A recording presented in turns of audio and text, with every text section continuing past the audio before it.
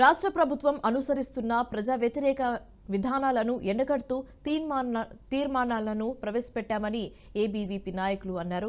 సిద్దిపేటలోని ABVP 43వ మహాసభలు విజయవంతమైన సందర్భంగా హైదరాబాద్ ఓయూలో ప్రత్యేక సమావేశం ఏర్పాటు చేశారు. విద్యార్థి, నిరుద్యోగ, రైతు వ్యతిరేక విధానాలు అవలంబిస్తూ రేవంత్ రెడ్డిని గద్దెదింపడమే లక్ష్యంగా ఏబీవీపీ నిర్ణయం తీసుకున్నట్లుగా తెలుస్తుంది. రానున్న రోజుల్లో కాంగ్రెస్ పార్టీకి సరైన గుణపాఠం చెప్తామని హెచ్చరించారు. గురుకులాల్లో 100 మంది విద్యార్థులు ప్రాణాలు కోల్పోతే రాష్ట్ర ప్రభుత్వం పట్టించుకోలేదని ధ్వజమెత్తారు. వారి మరణాలకు కారణమైన విద్యాశాఖను తన వద్దే పెట్టుకున్న సీఎం రేవంత్ రెడ్డిని కూడా చంచల్గూడ జైల్లో వేయాలని డిమాండ్ చేశారు. రేవంత్ రెడ్డిని గద్దెదింపాలి. ఒక తెలంగాణ రాష్ట్రంలో ఉన్న విద్యార్థి వ్యతిరేక విధానాలు అవలంబిస్తున్న, ఒక రైతన్న వ్యతిరేక విధానాలు అవలంబిస్తున్న, ఒక నిరుద్యోగ వ్యతిరేక విధానాలు అవలంబిస్తున్న రేవంత్ రెడ్డిని వెంటనే గద్దెదింపి ఇప్పటికైనా తెలంగాణ రాష్ట్రంలో విద్యార్థి నిరుద్యోగులకు సేవలు చేయాలని ఒక రేవంత్ రెడ్డి గారు వచ్చి ఒక రాష్ట్ర ప్రభుత్వం నేను ఒకటే డిమాండ్ చేస్తున్నాం. తెలంగాణ రాష్ట్రంలో గురుకులాల విషయంలో పట్టించుకోలే. విద్యార్థి వ్యతిరేక విధానాలు యొక్క ఫీజు రింబర్స్మెంట్ 8,900 కోట్ల స్కాలర్షిప్ పెండింగ్లో ఉంది. ఆ విషయం పట్టించుకోలే. ఈరోజు శాంతి భద్రత తెలంగాణ రాష్ట్రంలో కరువైనాయి. ఇవి కాక త్రిపురెడ్డి బాసర ఇష్యూ యొక్క తెలంగాణ రాష్ట్రంలో దాదాపు ఒక మహిళలు చనిపోయినా కూడా నువ్వు పట్టించుకున్న దాఖలాలు. కాబట్టి ఇవన్నీ విషయాల మీద ఈ యొక్క రాష్ట్రం వెంటనే స్పందించాలి. లేదంటే కథన పేరుతోటి రాష్ట్ర యొక్క కచరా పూర్వ రాష్ట్ర ముఖ్యమంత్రి ఎవరైతే కచరా ముఖ్యమంత్రిని ఏ విధంగా తరిమికొట్టామో బిడ్డ ఖబర్దార్ గుర్తుపెట్టుకో. కౌంట్ డౌన్ స్టార్ట్ అయింది. హనీమూన్ రోజులు అయిపోయినాయి. ఈ కాంచెలు గ్రౌండ్లోకి పోయి ఈ కాంచెలు ఏ విధంగా పనిచేస్తావో చూస్తాం. రానున్న ఒక సంవత్సరంలో ఈ యొక్క విద్యార్థి వ్యతిరేక, నిరుద్యోగ వ్యతిరేక, రైతన్న వ్యతిరేక విధానాలు ఈ విధంగానే ఉంటే నిన్ను కూడా గద్దె దింపడం బరాబర్. ఖబర్దార్ గుర్తుంచుకో రేవంత్ రెడ్డి.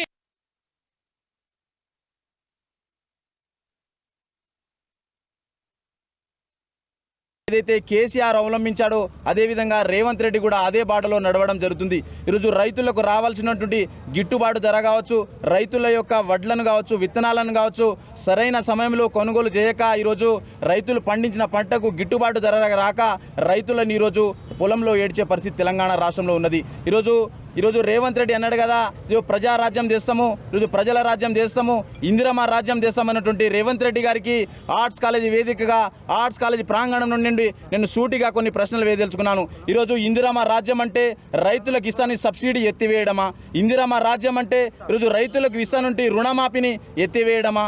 ఇందిరమ్మ రాజ్యం అంటే రైతు భరోసాను, రైతు బీమాను ఎత్తివేయడమా రేవంత్ రెడ్డి అని ఈ సందర్భంగా అఖిల భారతీయ విద్యార్థి పరిషత్ ప్రశ్నించదలుచుకుంది. కాబట్టి రేవంత్ రెడ్డి గారు మీరు వెంటనే రైతులకు ఏదైతే హామీలు ఇచ్చారో ఆ హామీలన్నిటినీ కూడా నెరవేర్చాలని అఖిల భారతీయ విద్యార్థి పరిషత్ డిమాండ్ చేస్తుంది. ఈ ప్రభుత్వం వచ్చినాక మార్పు వస్తుంది అనుకుంటే మార్పు కాదు కదా, ఒక 10-20 ఏళ్ళు మళ్ళీ వెనుకకు నెట్టిపోయే పరిస్థితి తెలంగాణ రాష్ట్ర పరిస్థితి ఏర్పడబోతుంది. గతంలో 10 సంవత్సరాలు పరిపాలించిన ప్రభుత్వము 20 సంవత్సరాలు నెట్టేస్తే ఈ ప్రభుత్వం మరో 20 ఏళ్ళు నెట్టేసే పరిస్థితి రాష్ట్రంలో దాపరించబోతుందని విద్యార్థులందరూ కూడా చైతన్యపరిచి ఈ యొక్క అంగరంగ వైభవంగా సిద్దిపేటలో నిర్వహించడం జరిగింది.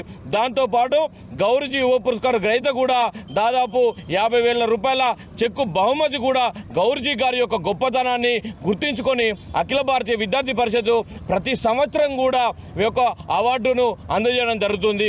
దాదాపు 50 మంది విద్యార్థులు చనిపోతే ఈ రాష్ట్ర ప్రభుత్వము పట్టించుకున్నటువంటి పరిస్థితి. మొన్న సంధ్య థియేటర్లో జరిగినటువంటి తొక్కిసలాటలో ఒక తల్లి చనిపోతే అల్లు అర్జున్ ఏ విధంగా అయితే జైల్లో వేసిర్రో 50 మంది విద్యార్థులు చనిపోతే విద్యాశాఖ తన దగ్గర పెట్టుకున్నటువంటి రేవంత్ రెడ్డిని కూడా అదే చెంచల్గూడ జైలుకి పంపాలని చెప్పేసి ఏబీవీపీ తరఫున మేము డిమాండ్ చేస్తూ ఉన్నాం. ఈరోజు రాష్ట్రంలో రాష్ట్ర స్థితి చూసుకుంటే పేదలిళ్ళను కూలుస్తూ ఉన్నారు హైడ్రా పేరుతోటి. అదే రేవంత్ రెడ్డి అన్న తిరుపతి రెడ్డి ఇల్లు కూల్చడానికి వచ్చిన సమయానికి హైడ్రా మొత్తం దుకాణం బంద్ చేసుకున్నటువంటి పరిస్థితి రాష్ట్రంలో నెలకొంది.